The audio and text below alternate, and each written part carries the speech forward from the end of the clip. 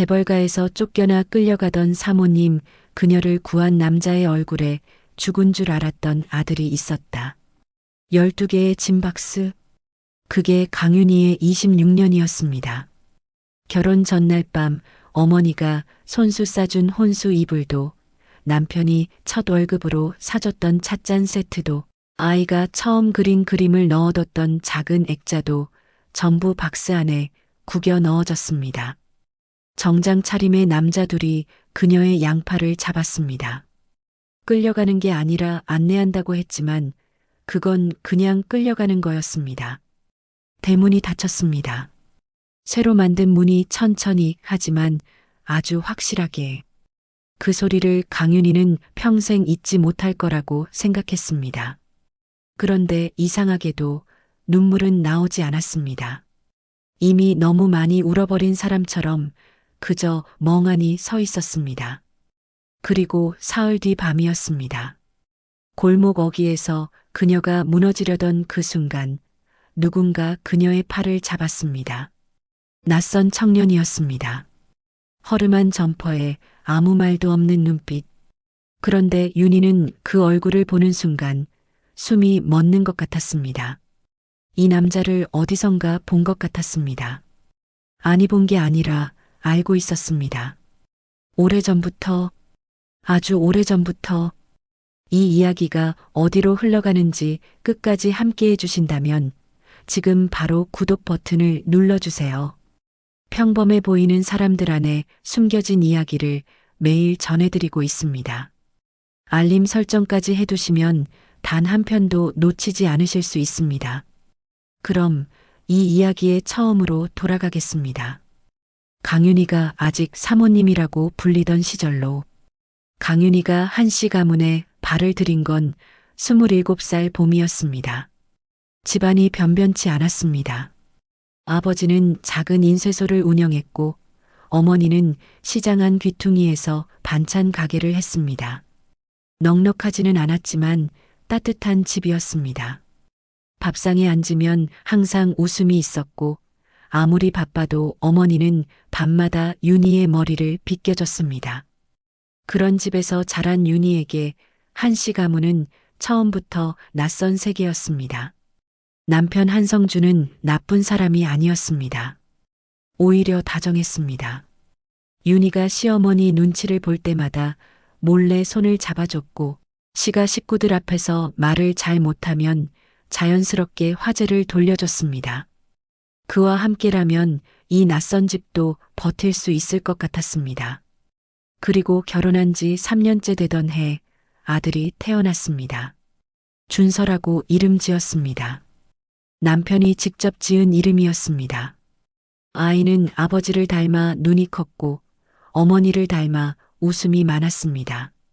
윤희는 그 작은 얼굴을 들여다보는 것만으로도 하루가 다 지나갔습니다. 그 시절이 가장 행복했습니다. 그런데 행복이란 게 원래 그렇습니다. 가장 화날 때 금이 가기 시작합니다. 준서가 3살이 되던 해 겨울이었습니다. 남편이 운전하던 차가 빙판길에서 미끄러졌습니다. 조수석에는 아들이 타고 있었습니다. 사고는 순식간이었고 구급차가 왔을 때 남편은 이미 의식이 없었습니다. 윤희는 병원 복도에서 17시간을 서 있었습니다. 남편은 사흘 만에 눈을 감았습니다. 그리고 아들은 사고 현장에서 발견되지 않았다고 했습니다. 차 문이 열려 있었고 안전벨트가 풀려 있었다고. 인근 지역을 사흘간 수색했지만 끝내 찾지 못했다고. 경찰은 사망으로 추정한다는 말을 아주 조심스럽게, 그러나 아주 단호하게 전했습니다. 윤희는 그 말을 들은 날부터 무언가가 부서진 것 같았습니다. 눈물도 말도 나오지 않았습니다. 그냥 멍했습니다.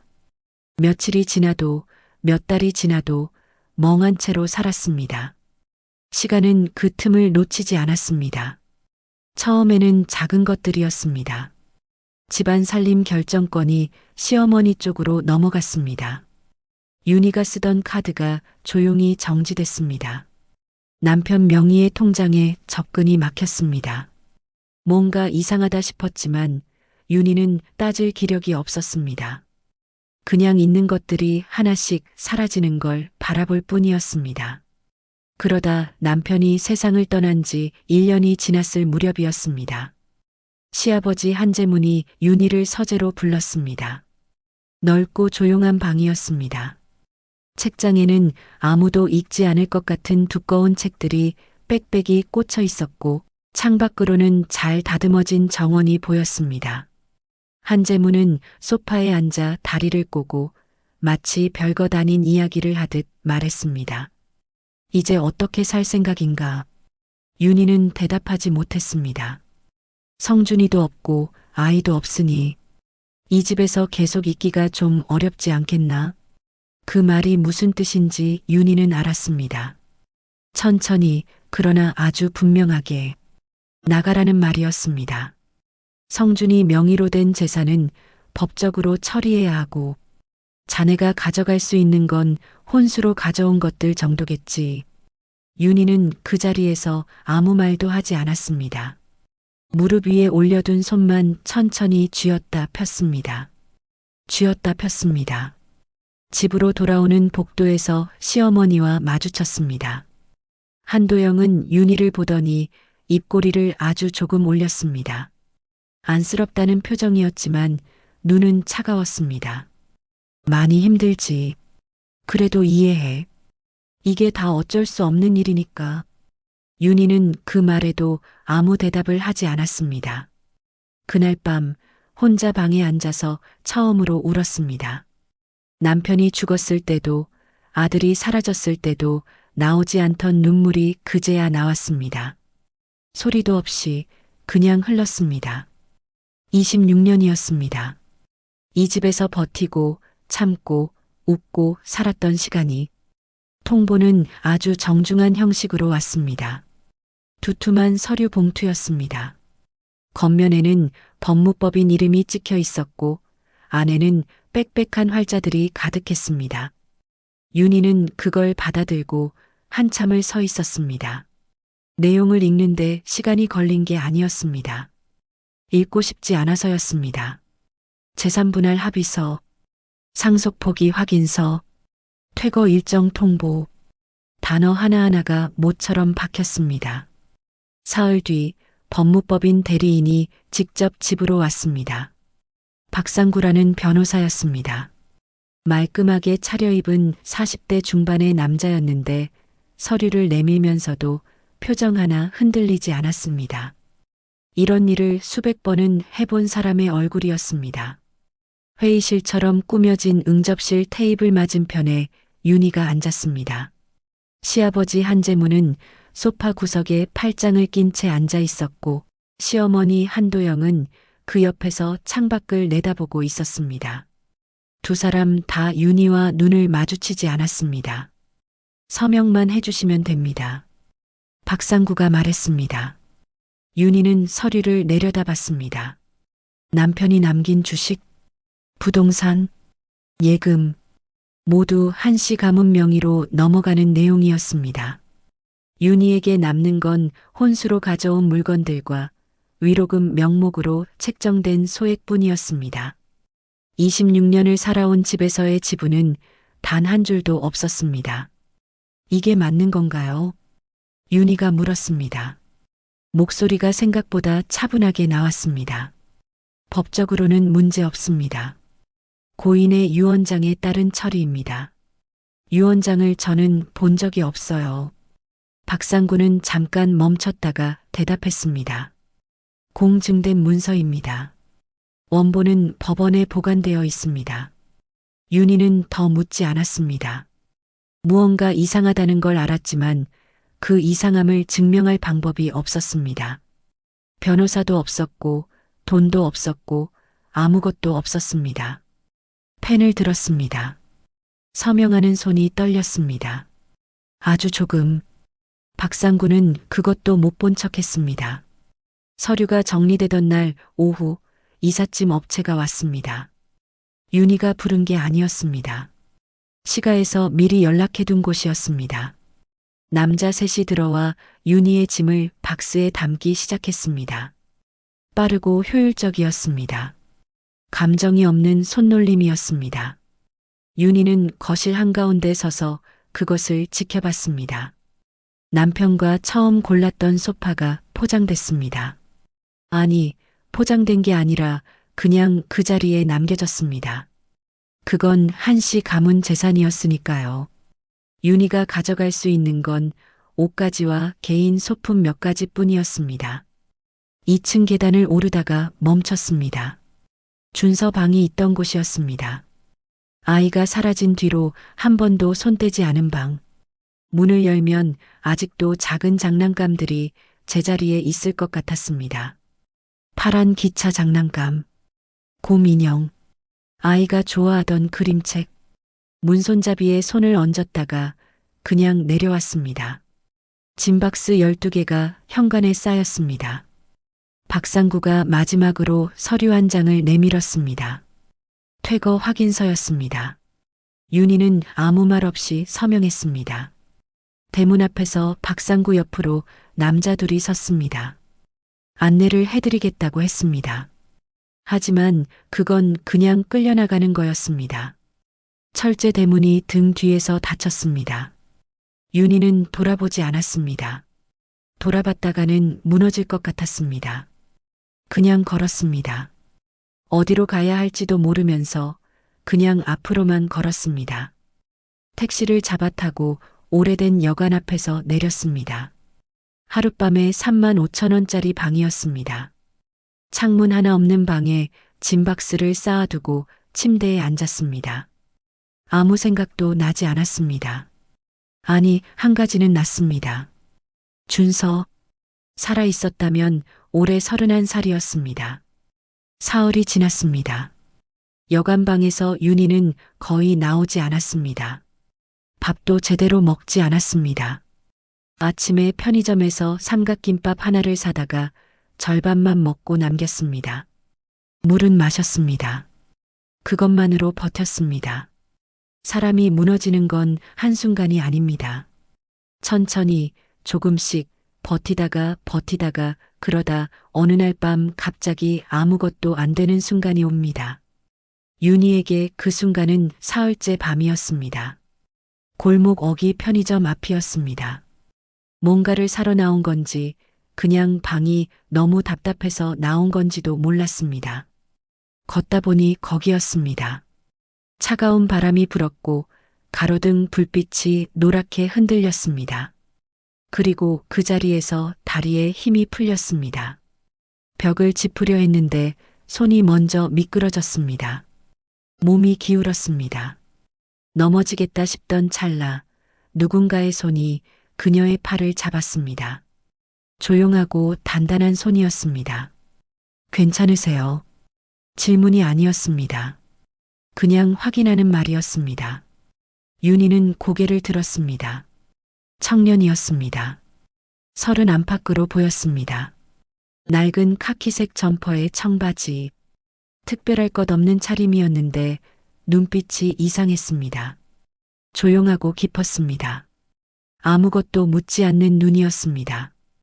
윤희는 그 얼굴을 보는 순간 뭔가가 걸렸습니다. 걸렸다는 표현 말고는 달리 설명할 방법이 없었습니다. 처음 보는 얼굴인데 낯설지가 않았습니다. 잠깐 앉으시죠. 청년이 편의점 앞 플라스틱 의자를 손으로 가리켰습니다. 윤희는 고개를 끄덕였습니다. 저항할 기력도 없었습니다. 의자에 앉으니 그제야 다리가 얼마나 떨렸는지 알았습니다. 청년은 편의점 안으로 들어갔다가 따뜻한 캔 음료를 하나 들고 나왔습니다. 말없이 윤희 손에 쥐어줬습니다.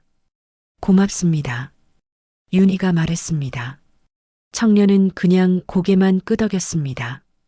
두 사람은 잠시 아무 말도 하지 않았습니다. 차가운 바람이 골목을 훑고 지나갔습니다. 캔이 손바닥을 데웠습니다. 많이 힘드신 것 같아 보여서요.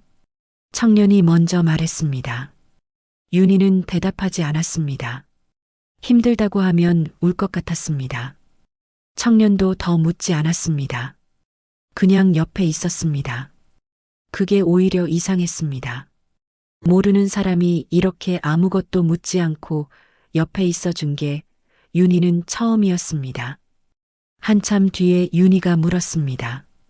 이 근처 사세요? 아니요. 일이 있어서 잠깐 왔습니다. 무슨 일을요? 청년이 잠깐 망설였습니다. 사람을 찾는 일이요. 윤희는 그 말이 마음에 걸렸지만 더 묻지 않았습니다. 청년도 더 설명하지 않았습니다. 얼마 뒤 윤희가 자리에서 일어섰습니다. 다리에 힘이 좀 돌아온 것 같았습니다. 여관이 어딘지는 아세요? 저기 골목 끝에 있어요. 거기까지는 혼자 가실 수 있겠어요? 윤희는 잠깐 청년을 봤습니다. 걱정하는 건지 그냥 확인하는 건지 알 수 없는 표정이었습니다. 네, 고마웠어요. 청년은 고개를 끄덕이고 돌아섰습니다. 윤희는 그 뒷모습을 보다가 걸음을 옮겼습니다. 여관방으로 돌아와 불을 켜지 않은 채 침대에 앉았습니다. 손에는 아직 따뜻한 캔이 들려 있었습니다. 그 청년 얼굴이 자꾸 떠올랐습니다. 낯이 익다. 분명히 낯이 익다. 그런데 어디서 봤는지가 도무지 생각나지 않았습니다. 윤희는 그게 이상하게 마음에 걸렸습니다. 그냥 넘어가면 되는데 자꾸 마음 한구석에 걸렸습니다. 그날 밤은 오랜만에 잠이 들었습니다. 다음 날 아침 윤희는 청년을 다시 만났습니다. 우연이었습니다. 여관 근처 국밥집 앞에서였습니다. 청년은 가게 문 앞에 서서 메뉴판을 들여다보고 있었고 윤희는 그 옆을 지나치려다 멈췄습니다. 청년이 먼저 알아봤습니다. 어제보다 안색이 좀 낫네요. 윤희는 그 말에 피식 웃었습니다. 피식 웃은 게 언제였는지 기억이 나지 않을 만큼 오래됐습니다. 같이 밥을 먹었습니다. 청년은 말이 없었고 윤희도 말이 없었습니다. 그냥 국밥 두 그릇이 테이블에 놓이고 숟가락 소리만 났습니다. 그런데 이상하게 불편하지 않았습니다. 밥을 다 먹고 나서 청년이 말했습니다. 아직 이 근처 계실 거예요? 당분간은요.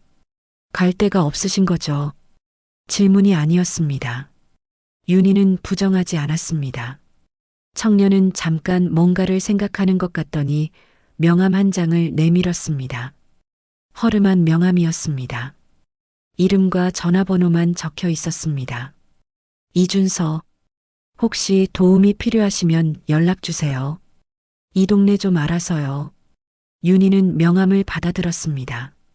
뭐라고 해야 할지 몰라서 그냥 고맙다고 했습니다. 준서라는 이름이 눈에 박혔습니다. 가슴이 잠깐 내려앉았지만 내색하지 않았습니다. 그날 오후 윤희는 혼자 동네를 걸었습니다. 오래 걸으면 생각이 좀 정리되는 것 같았습니다. 낡은 주택가 골목을 걷다가 우연히 작은 사무실 건물 앞을 지나쳤습니다. 2층 창문에 불이 켜져 있었고 그 안에 이준서가 보였습니다. 책상 앞에 앉아 서류를 들여다보고 있었습니다. 책상 위에는 종이들이 가득했고 벽에는 무언가가 빼곡하게 붙어 있었습니다. 사진들 같았습니다. 아이들 사진 같기도 했습니다. 윤희는 잠깐 멈춰 그 장면을 봤다가 걸음을 옮겼습니다. 그날 저녁 준서에게 문자를 보냈습니다. 주변에 괜찮은 병원이 어딨는지 물어보는 내용이었습니다. 무릎이 좀 아파서라고 했습니다. 답장이 금방 왔습니다. 골목 두 블록 지나면 내과가 있다고, 원장이 꼼꼼한 편이라고. 그 다음 날도 문자가 오갔습니다. 별것 아닌 내용이었습니다. 오늘 날씨가 춥다는 것, 국밥집이 오전에 재료가 떨어진다는 것. 윤희는 그런 문자들이 싫지 않았습니다. 사흘 뒤 준서가 먼저 연락해 왔습니다. 잠깐 시간 되시면 커피 한잔 하실래요?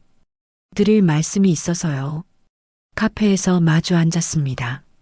준서는 머그잔을 두 손으로 감싸 쥐고 잠깐 뜸을 들이다가 말했습니다.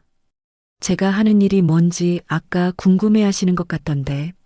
사람 찾는 일이라고 했잖아요. 네. 좀 더 정확하게 말하면 실종된 아이들을 찾는 일이에요. 윤희는 손에 들고 있던 컵을 내려놨습니다. 오래전에 사라진 아이들이요. 단서가 없거나 경찰 수사가 종결된 케이스들, 그런 것들을 다시 들여다보는 일을 하고 있어요. 혼자서요? 대부분은요. 윤희는 그를 바라봤습니다. 30 안팎의 청년이 그런 일을 한다는 게 선뜻 이해되지 않았습니다. 왜 그런 일을요? 준서가 잠깐 창밖을 봤습니다. 대답하기 전에 뭔가를 정리하는 것 같은 표정이었습니다. 저도 찾고 있는 사람이 있어서요. 누구를요? 저를 낳아준 사람이요. 윤희는 그 말에 아무 대답도 하지 못했습니다. 준서는 더 설명하지 않았습니다. 그냥 커피를 한 모금 마시고 창밖을 내다봤습니다. 두 사람 사이에 잠시 침묵이 흘렀습니다. 윤희는 그 침묵 속에서 이상한 감각을 느꼈습니다. 가슴 어딘가가 조여드는 것 같았습니다. 설명할 수 없는, 그러나 분명히 있는 감각이었습니다. 준서라는 이름, 30 안팎의 나이, 부모를 찾고 있다는 말. 윤희는 그 생각이 어디로 흘러가는지 알아채는 순간 스스로 멈췄습니다. 말이 되지 않았습니다. 그럴 리가 없었습니다. 그냥 이름이 같은 것뿐이었습니다. 윤희는 커피를 한 모금 마시고 아무것도 느끼지 못한 척 웃었습니다. 준서와 만나는 일이 자연스러워졌습니다. 특별한 약속이 있는 것도 아니었습니다. 아침에 국밥집에서 마주치면 같이 먹었고, 오후에 준서가 일을 마치면 동네를 조금 걷다가 헤어졌습니다. 말이 많은 사이는 아니었습니다. 그냥 같은 공간에 있는 것이 불편하지 않은 사이였습니다. 윤희는 그게 오히려 편했습니다.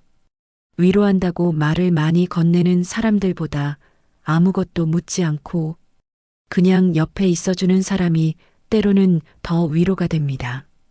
어느 날 오후였습니다. 준서의 사무실에 처음으로 올라가게 됐습니다. 아래층 카페가 만석이라 잠깐 올라가서 기다리기로 한 것이었습니다. 준서는 금방 온다고 했습니다. 사무실은 생각보다 작았습니다. 책상 하나, 의자 2개, 낡은 서류 캐비닛, 그리고 벽 한 면을 가득 채운 자료들이었습니다. 윤희는 벽 앞에 섰습니다. 사진들이었습니다. 아이들 사진, 그 옆에 빼곡하게 적힌 메모들, 날짜, 장소, 이름. 어떤 사진에는 빨간 줄이 그어져 있었고 어떤 사진에는 물음표가 적혀 있었습니다. 찾은 아이와 아직 못 찾은 아이를 구분해 둔 것 같았습니다. 한참을 들여다보다가 시선이 한 곳에서 멈췄습니다. 벽 한쪽 구석, 다른 자료들과 조금 떨어진 곳에 붙어 있는 사진 한 장이었습니다. 아이 사진이 아니었습니다. 젊은 여자 사진이었습니다.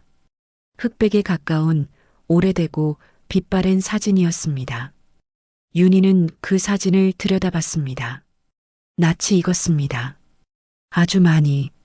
얼굴 윤곽, 눈매, 입술의 선. 어디선가 본 얼굴이었습니다. 아니, 매일 거울에서 보는 얼굴이었습니다.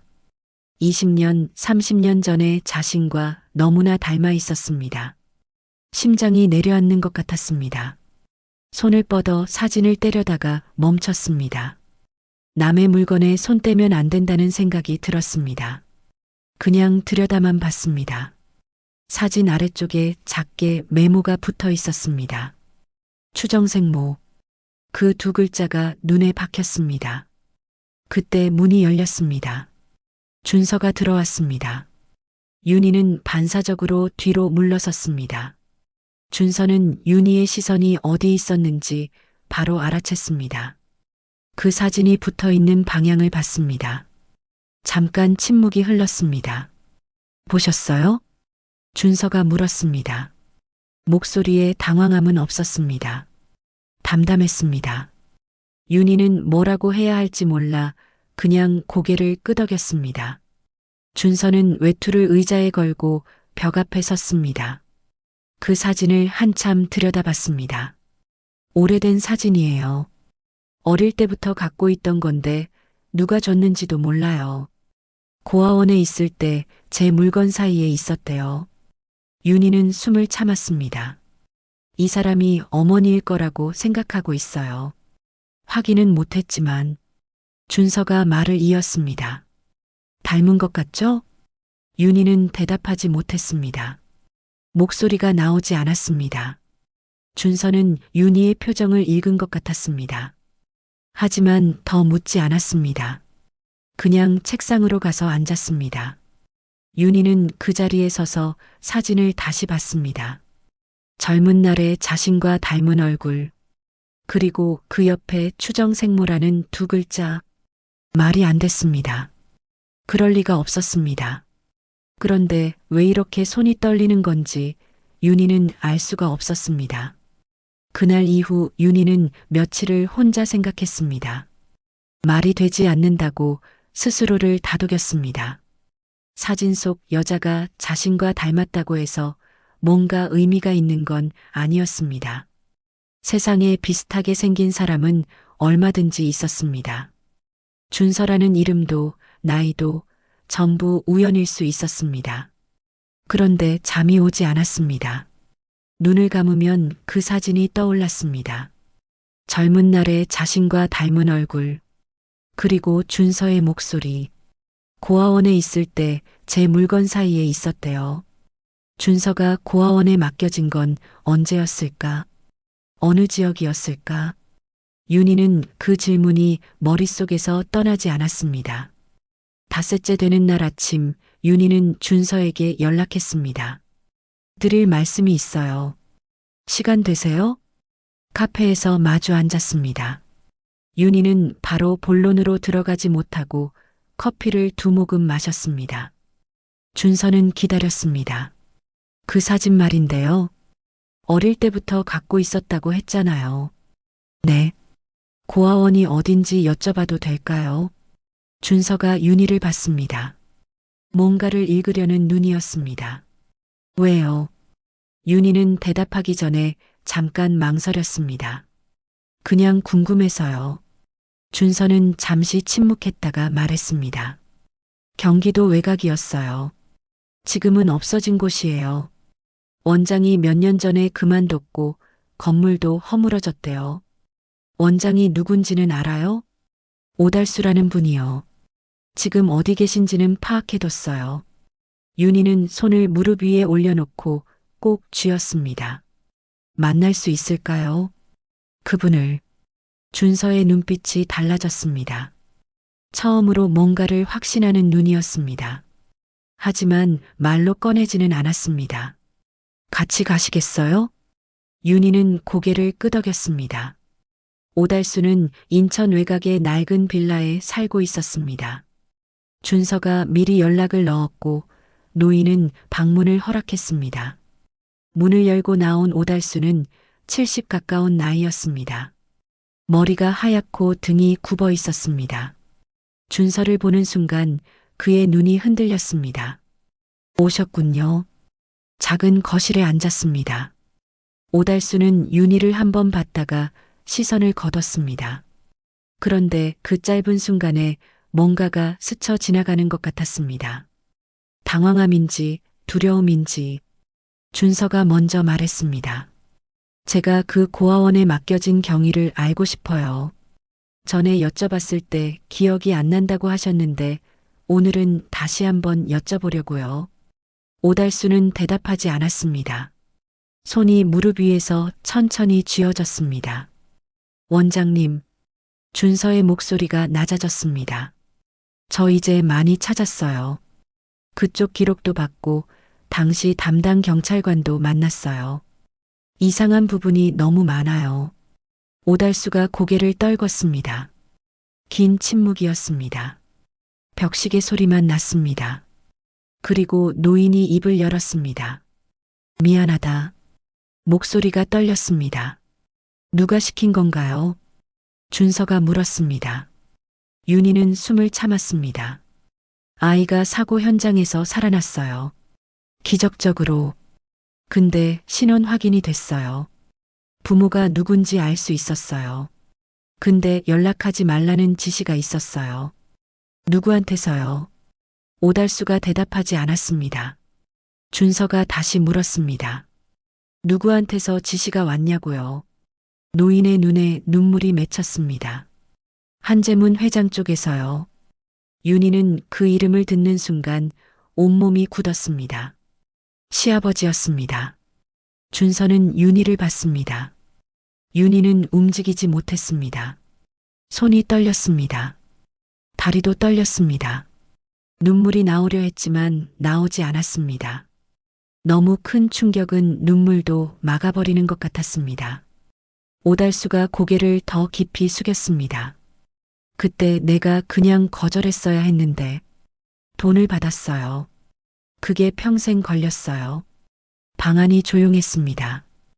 윤희는 그 조용함 속에서 28년이 한꺼번에 무너지는 소리를 들었습니다. 돌아오는 차 안에서 두 사람은 아무 말도 하지 않았습니다. 준서가 운전했습니다. 윤희는 조수석에 앉아 창밖을 봤습니다. 가로등이 하나씩 뒤로 사라졌습니다. 한재문. 그 이름이 머릿속에서 떠나지 않았습니다. 28년이었습니다. 아들이 살아있었던 시간이, 그리고 윤희가 아들이 죽었다고 믿으며 살아온 시간이 같은 시간이었습니다. 한참을 달리다가 준서가 차를 세웠습니다. 강변 근처였습니다. 준서가 먼저 내렸습니다. 윤희도 내렸습니다. 두 사람은 난간 앞에 나란히 섰습니다. 강물이 어둠 속에서 느리게 흘렀습니다. 한참 뒤에 준서가 말했습니다. 확인해야 할 것 같아요. 윤희는 대답하지 않았습니다. DNA 검사요. 정식으로. 윤희는 강물을 봤습니다. 파문 하나가 퍼지다가 사라졌습니다. 무서워요? 준서가 물었습니다. 이상한 질문이었습니다. 무섭냐고 묻는 게. 그런데 윤희는 솔직하게 대답했습니다. 무서워요. 아니면 어떡하나 싶어서. 준서는 아무 말도 하지 않았습니다. 그냥 강을 봤습니다. 당신은요? 윤희가 되물었습니다. 준서가 잠깐 입술을 다물었다가 말했습니다. 저도요. 그날 밤 윤희는 여관으로 돌아와 오래된 앨범을 꺼냈습니다. 짐박스 맨 아래에 넣어뒀던 것이었습니다. 준서가 태어났을 때 찍은 사진들이 있었습니다. 병원 신생아실, 돌잔치, 아장아장 걷던 날, 그리고 사고가 나기 2달 전 마지막으로 찍은 사진이 있었습니다. 아이가 웃고 있었습니다. 눈이 컸습니다. 그 눈이 지금의 이준서와 닮아 있었습니다. 아니, 닮은 정도가 아니었습니다. 같았습니다. 윤희는 사진을 가슴에 꼭 눌렀습니다. 다음 날 아침 준서에게서 연락이 왔습니다. 어제 오달수 원장한테 추가로 연락했어요. 당시 아이 신원 확인 서류가 있었다고 했어요. 원장이 보관하고 있대요. 한 회장 쪽에서 폐기하라고 했는데 못 버렸다고. 윤희는 전화기를 쥔 손에 힘이 들어갔습니다. 그 서류에 이름이 있어요. 한준서. 그리고 부모 이름도 있어요. 한성준. 윤희가 말했습니다. 남편 이름이었습니다. 전화기 너머가 잠깐 조용해졌습니다. 네. 준서의 목소리가 달라졌습니다. 아주 조금, 아주 미세하게. 그런데 윤희는 알아챘습니다. 그날 오후 두 사람은 변호사 사무실을 찾았습니다. 준서가 미리 알아둔 곳이었습니다. 오달수의 증언과 서류를 토대로 한재문을 상대로 할 수 있는 법적 절차를 물었습니다. 변호사는 서류를 검토하더니 말했습니다. 증거가 됩니다. 충분히. 변호사 사무실을 나오면서 준서가 멈췄습니다. 윤희도 멈췄습니다. 한 가지만 먼저 할게요. 준서가 말했습니다. 뭐요? 한재문 회장을 직접 만날 거예요. 법적 절차 전에. 윤희는 준서를 봤습니다. 표정이 평소와 달랐습니다. 조용하지만 단단한 얼굴이었습니다. 왜요? 그 사람 눈을 보고 싶어서요. 직접 윤희는 말리지 않았습니다. 말릴 수가 없었습니다. 한재문 회장 집무실에 준서가 들어선 건 그로부터 이틀 뒤였습니다. 면담 요청은 간단한 사업 문의로 위장했습니다. 비서가 안내했고 한재문은 책상 뒤에 앉아 있었습니다. 준서가 들어서는 순간 한재문의 눈이 멈췄습니다. 아주 잠깐이었습니다. 그러나 분명했습니다. 준서는 그것을 놓치지 않았습니다. 앉게. 한재문이 말했습니다. 목소리는 평온했습니다. 수십 년간 쌓아온 평온함이었습니다. 준서는 앉지 않았습니다. 그냥 책상 앞에 섰습니다. 그리고 서류 봉투를 테이블 위에 올려놨습니다. 한재문이 봉투를 받습니다. 손을 뻗지 않았습니다. 오달수 원장 만났습니다. 준서가 말했습니다. 그 순간 한재문의 눈 안에서 무언가가 흔들렸습니다. 아주 작게. 그러나 준서는 봤습니다. 무슨 소린지 모르겠군. 알고 계시잖아요. 두 사람의 눈이 마주쳤습니다. 한재문은 아무 말도 하지 않았습니다. 그 침묵이 모든 것을 말해줬습니다. DNA 검사 결과가 나오는데 열흘이 걸렸습니다. 그 열흘 동안 윤희는 아무것도 하지 않았습니다. 밥은 먹었습니다. 잠도 잤습니다. 그런데 뭔가를 하고 있다는 느낌이 없었습니다. 그냥 시간이 지나갔습니다. 천천히, 아주 천천히. 준서도 마찬가지였습니다. 연락은 매일 왔지만 별 내용이 없었습니다. 오늘 날씨, 국밥집 메뉴, 그런 것들이었습니다. 두 사람 다 결과가 나오기 전에는 아무것도 말할 수 없다는 걸 알고 있었습니다. 열흘째 되는 날 오전이었습니다. 준서에게서 문자가 왔습니다. 결과 나왔어요. 그게 전부였습니다. 윤희는 문자를 보고 한참을 앉아 있었습니다. 답장을 보내야 하는데 손가락이 움직이지 않았습니다. 한참 뒤에 답장을 보냈습니다. 어디서 볼까요? 준서가 답했습니다. 제가 갈게요. 준서가 여관 앞에 도착한 건 1시간 뒤였습니다. 윤희는 입구 앞 의자에 앉아 기다리고 있었습니다. 준서가 걸어오는 걸 봤습니다. 손에 서류 봉투가 들려 있었습니다. 두 사람은 말없이 근처 공원으로 걸었습니다. 벤치에 나란히 앉았습니다. 봄이 막 시작되는 날이었습니다. 바람이 아직 차가웠지만 햇볕은 따뜻했습니다. 준서가 봉투를 윤희에게 내밀었습니다. 윤희는 받지 않았습니다. 먼저 말해줘요. 준서가 봉투를 무릎 위에 올려놨습니다. 잠깐 침묵이 흘렀습니다. 일치해요. 두 글자였습니다. 윤희는 그 두 글자를 듣는 순간 아무것도 할 수 없었습니다. 울어야 하는지, 웃어야 하는지, 말을 해야 하는지 아무것도 몰랐습니다. 그냥 앉아 있었습니다. 준서도 아무 말하지 않았습니다. 바람이 불었습니다. 나뭇가지가 흔들렸습니다. 그리고 윤희의 눈에서 눈물이 흘렀습니다. 소리도 없이 그냥 흘렀습니다. 한번 시작되니까 멈추지 않았습니다. 28년치가 한꺼번에 나오는 것 같았습니다. 준서는 그걸 보고 있었습니다. 그러다 천천히 손을 뻗었습니다. 윤희의 손 위에 자신의 손을 올려놨습니다. 말은 없었습니다. 그냥 그렇게 했습니다. 윤희가 고개를 들었습니다. 준서의 얼굴을 봤습니다. 이 얼굴을 처음 봤을 때부터 낯익었던 이유를 이제는 알았습니다. 남편의 눈이었습니다. 자신의 입술이었습니다. 오래전에 잃어버린 얼굴이었습니다. 윤희가 천천히 손을 들었습니다. 준서의 얼굴을 두 손으로 감쌌습니다. 준서는 피하지 않았습니다. 눈시울이 붉어졌습니다. 그것뿐이었습니다. 울지 않았습니다. 그냥 눈이 붉어진 채로 윤희를 봤습니다. 미안해요. 윤희가 말했습니다. 목소리가 깨졌습니다. 이렇게 오래 걸려서, 이렇게 오래 몰라서. 준서는 대답하지 않았습니다. 그냥 윤희의 손 위에 자신의 손을 올렸습니다. 두 손으로 감쌌습니다. 공원에 햇볕이 내려앉았습니다. 바람이 한 번 더 불었습니다.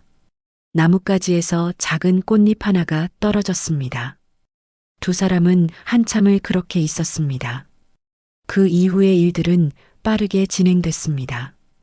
오달수의 증언과 서류를 바탕으로 한재무는 법적 절차를 피할 수 없었습니다. 아이의 생존을 알고도 은폐한 것, 친모에게 거짓 사망 추정을 사실로 받아들이게 한 것, 그 과정에서 윤희의 재산을 부당하게 박탈한 것. 하나씩 드러날수록 한재문이 쌓아온 것들이 무너졌습니다. 한도영은 끝까지 몰랐다고 했습니다.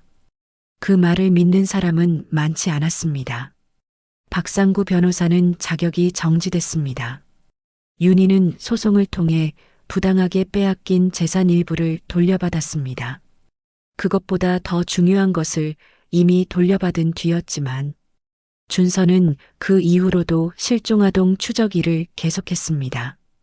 자신이 그 일을 시작한 이유가 결국 자기 자신을 찾기 위해서였다는 걸 이제는 알았습니다. 그리고 자신을 찾았으니 이제는 다른 사람들을 찾아줄 수 있었습니다. 윤희는 여관을 나왔습니다. 새로 구한 작은 집이었습니다.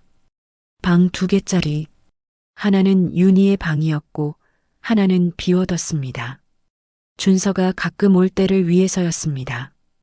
입주하던 날 준서가 와서 짐을 날라줬습니다. 박스 12개. 재벌가에서 쫓겨나던 날 가져나온 그 박스들이었습니다. 준서가 마지막 박스를 들고 현관에 들어서다가 멈췄습니다. 이거 다 뭐예요? 26년치. 준서가 박스를 내려놓고 윤희를 봤습니다. 이제 28년치가 더 생겼네요. 윤희는 웃었습니다. 오래간만에 아무것도 참지 않고 웃었습니다.